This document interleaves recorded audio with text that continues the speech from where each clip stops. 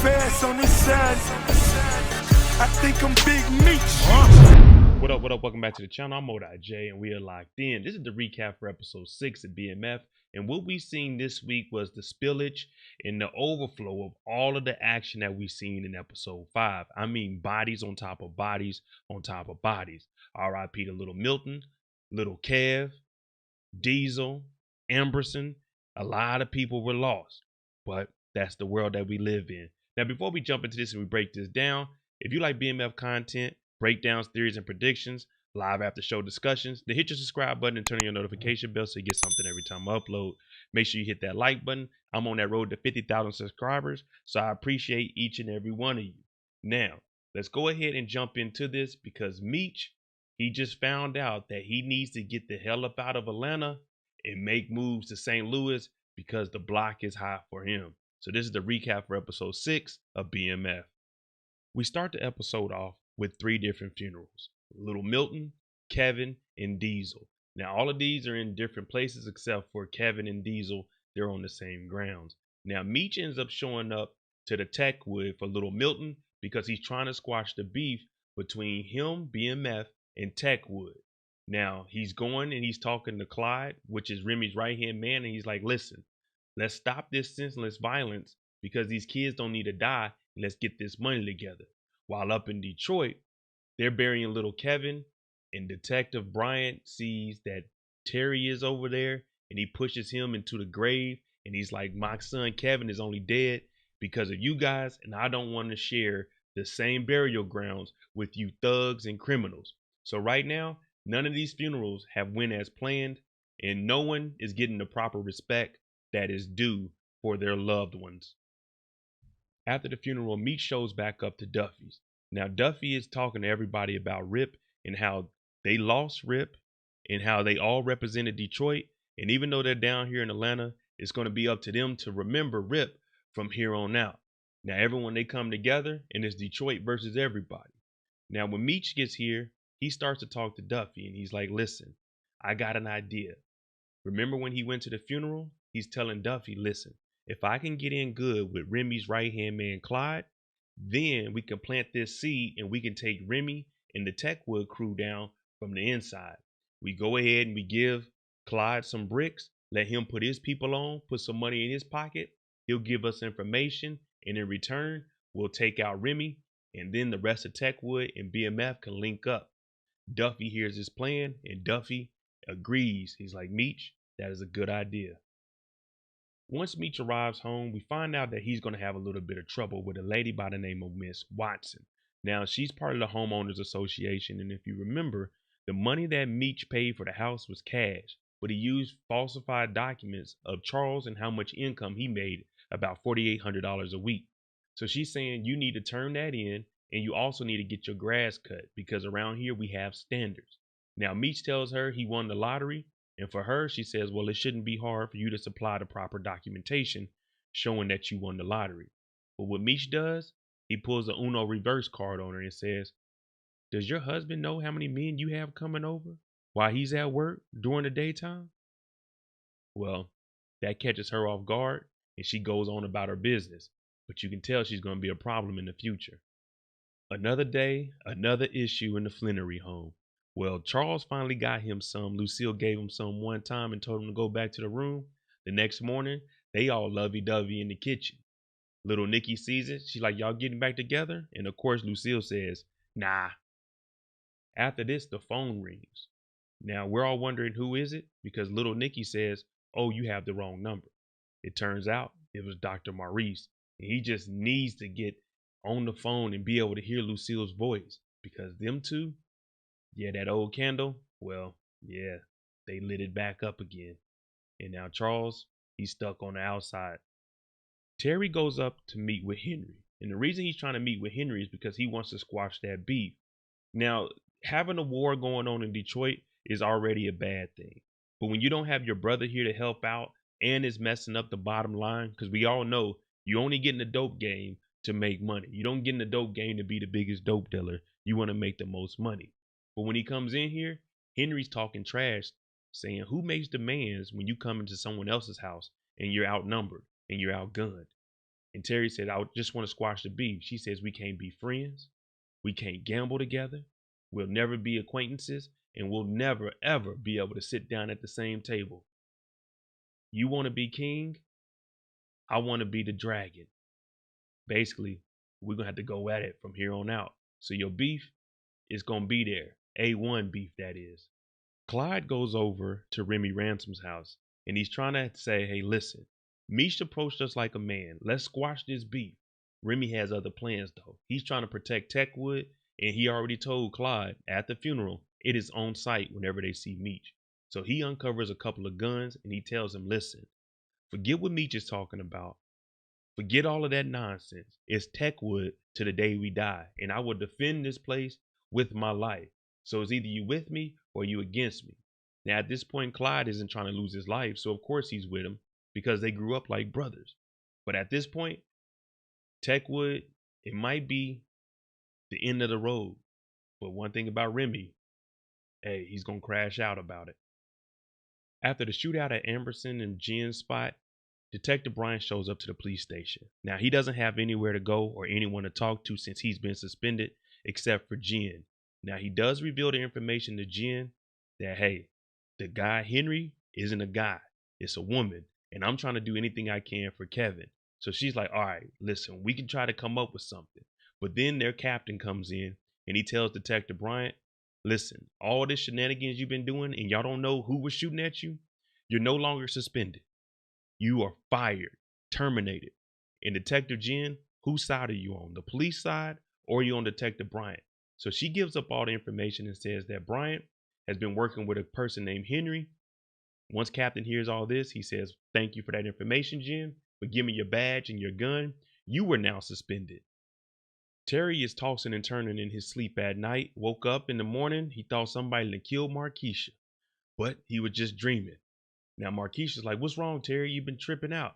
He's like, man, it's just a lot on my mind. Plus this beef with Henry going on. I stepped to her and she told me no. I don't know what I'm going to do.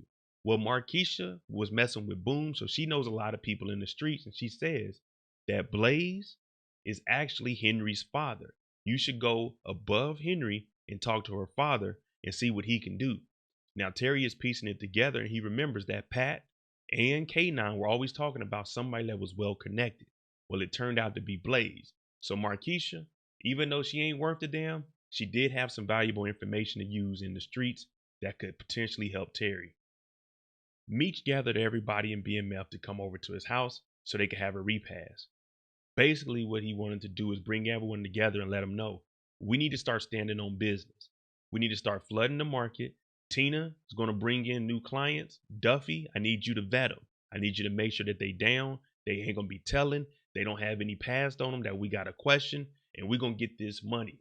Because at this point, it's us versus the world. And Techwood, since they don't want to get down, it's F them and everyone else that is against us. So Meech, he's trying to put some plays together at this point to make sure that BMF continues to eat and they can get rid of Loco's bricks as fast as he provides them the bricks. Detective Brian is on first class crash out. Straight to Henry's warehouse, shotgun, knocking out security, kicks down her door, pulls a shotgun out on her. But before he could pull the trigger, Blaze stands up and the rest of the security comes in. And they all point a gun at him. And they let him know. Now, I may not agree with what my daughter is doing. But one thing I'm not going to let you do is come in here and shoot my daughter, Bryant. I put you on, I can take you out. So go ahead and lower that shotgun. And after this, they whoop on Bryant and they toss him out somewhere. And he's discombobulated, not knowing where he's at. It's time for BMF to hit the club. Meech and Tina, they following behind Duffy. They headed out there. And then all of a sudden, you just see a car pull up and it's the Red Dogs. They hop out, pull our boy Duffy out the car, slam him on the hood. He's talking about you violating my rights. They said you ain't got no rights. You want me to tighten up the cuffs? Now Meech and Tina are watching this and they like, oh, damn, they done got Duffy. The Red Dogs see that drop top Mercedes Benz, all white with Meech in the front. They sick the dog after him. Meech got to put the car in reverse. He hits down the block, pulls the 180, and he gets up out of there. But they let Duffy get arrested, and man, they were whooping on the boy. Lucille has been looking out for Nikki since we seen them at the church. Now, she does have some birth control pills that she gives to Nikki. She's like, here, take this. And little Nikki says, you might need this more than me, basically insinuating that she might be getting down with Dr. Reese, but we haven't seen any of that yet. Now, Lucille feels disrespected, snatches her up and says, if you need something to say to me, ask, can you speak to me? Don't disrespect me. But I want you to take these pills because I don't want you to end up stuck like me. And little Nikki's like, I'm not doing anything, Mom. I'm not going to end up like Lori, Wanda, none of them. I'm not, because I'm not active at the moment. Lucille just wants the best for little Nikki. She doesn't want her going down a path that we're seeing all of the other females on here go down. Terry shows up to talk to Blaze. Now, Blaze, he has a lot of money. He's out of the game. Terry is saying, listen, I know what you do. You know what I do. But your daughter, she's messing it up for everybody. So if you could talk to her and get her to be down with us, I got the best work in the city and we could all make money. Now, Blaze is saying dealing with family is a little bit different. I don't know how my daughter operates. Now, I will try to talk to her. But one thing you're not going to do is try to disrespect my daughter. We already seen what he did to Bryant. So he's telling Terry, give me a minute and I'm going to talk to her. Because Blaze knows the best situation is for everyone in Detroit to get along. Remember, he used to be a detective in a narcotics unit.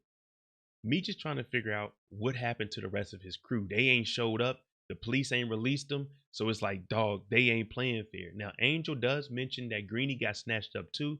And what she can do is go to the strip club and listen to some assistant district attorneys talk and see if they'll run their mouth. So Meech is like, yeah, do that. Let's get some information. But when they get back outside, you remember with Miss Watson from next door? Well, she's out here hating, talking about fill this paperwork out. Meech ain't got time for this. And what does he do? He burns up the paper. And as I mentioned, she's going to be a problem in the future. Terry got some new members in the crib helping counting money. Now, when Hoop sees it, he's like, who are these young dudes, man? They ain't getting no money. Terry's like, man, just help them out, teach them how to count the money, and let's get this money. Now, you remember Diz. Diz is a part of Henry's crew. Now, these two, they've been working, they've been talking, and he's doing the same thing that Meech is trying to do with Clyde. Get somebody on the inside and turn them so they can actually help out. Now, Diz is saying, I got a burger spot that's opening. I can get some extra people to put some hands on this. And Terry's like, that's exactly what we need to put our work out in these streets. Clyde meets up with Meech. Now, this is where they start coming up with the plan. Meech tells him, listen, Remy is messing up Techwood. Remy is bad for Atlanta. Clyde's like, man, that's my brother. We grew up together. And Meech says, I know that. But as I mentioned, all of these bodies dropping, there ain't no money out here like that. We're all going to be losing. Now, if I give you this work, this is going to put you and your crew on in the game. And in return, we got to take out Remy. Now, Clyde, he's thinking about it, and he knows the path that Remy is going down is going to lead them all to a pine box because they're at war. Why be at war? We can get some money. And remember, he didn't kill Ty Washington. It was Remy. So Meech convinced him, and it looks like he's all in at this point. Blaze and his daughter Henry finally had a conversation that they needed to have. Listen, I need you to get down with Terry. He came and spoke to me. Now, Henry hears this, and she's like, oh, man, my dad. You old school. Why you doing this? I don't want to work with him. BMF ain't it. But Blaze knows how the streets go. Whoever got the best work and letting it go for the best price, they're going to be on top for the longest. Now, Henry, she doesn't want to be up under anybody. She wants to take over Blaze's organization. And he's like, listen, you're not prepared for that. So get with Terry and make it happen, or you might end up losing another cousin in these streets. So this here is pissing Henry off all the way. She doesn't want to agree with this. But in order to continue to thrive in these streets, she got to listen to Pops, and Blaze knows what's right. At the house, we see Lucille starting to get ready, smelling good, looking good. Charles comes in the room and says, where you going? She said, Charles, we grown. I ain't even going to lie to you. I'm about to go out on a date with Dr. Maurice. Charles says, well, at least you're looking good. You know he's hurt on the inside. But he says, you're looking beautiful, and I respect you for at least telling me where you're going. Lucille put on that red dress. Woo! Angel is doing her part of the plan. She's at the strip club, and she's talking to an assistant district attorney. Now, this guy's a regular, and he comes in here. She's pouring beer over herself, and she's like, What information do you have going on? He's like, I can't give you that. She says, well, the drinks are all on me. And maybe you can keep a secret with me. Well, once the liquor gets to flowing, the stripper's job is to make you feel like she loves you. And what does he do? He gives up some information. And the information he gives up is that somebody implemented Big Meech on a murder, aka Big Mike. With Detective Jen being suspended from work, she really has nothing else that she can do. Amberson is dead, and now her father is sensing that something is wrong with her. And she's saying that Amberson was like a sister to her. This was her second opportunity to make things right. But unfortunately, she failed and Amberson is dead. Now, her father, he's always been one that's going to give her that motivation and that pep talk. He's like, don't let it get to you. You got to stay strong. But we do hear her say that she's in more trouble at work, but she doesn't go into details. So her father, he's left in the dark. Later that night, Duffy ends up showing back up and Meech calls all the BMF together. We need an emergency meeting right now. Listen, the block is hot. Very, very hot. They ain't playing fair. Tina, what I need you to do is get with Dilla and his lawyers. If any of y'all get arrested, pulled over, stopped, or questioned, call the lawyers. They'll tell you what you need to do and what not to do. Now, one of the people asked Meech, what is he about to do? Meech says he's going to St. Louis, and the reason for that is because they said that he is involved in a murder of Mike. Now, Meech needs to leave and lay low, and everyone else, they got to hold it down. But when the heat dies down, Meech will be back, and he will have motion for everybody. Before Meech leaves, Angel starts talking to him. Meech, I want to go to St. Louis with you. You said you will protect me. You know I don't have nothing out here. Well, Meech is like, listen, stay here. I'm going to go by myself. I'll hold it down, and you got you a place to stay. I'll make sure that there's security here and you're taken care of. Well, she messes up and says, well, you know I might move on while you're gone. And he's like, why would you do that when I'm telling you I'll be back? She makes the mistake of saying, I hear Glock plays a lot of money. And once you mention the ops name, Meech says you're done. You're no longer in my circle. And he kicks Angel to the curb. Goodbye. You need a new place to stay. Charles and Lucille, well, they ain't on the same page because Miss Lucille has stepped out with Dr. Reese. Fancy restaurant, nice wine, champagne, whatever you want.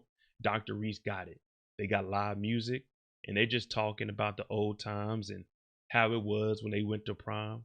And we know that Dr. Reese remembers everything about Lucille.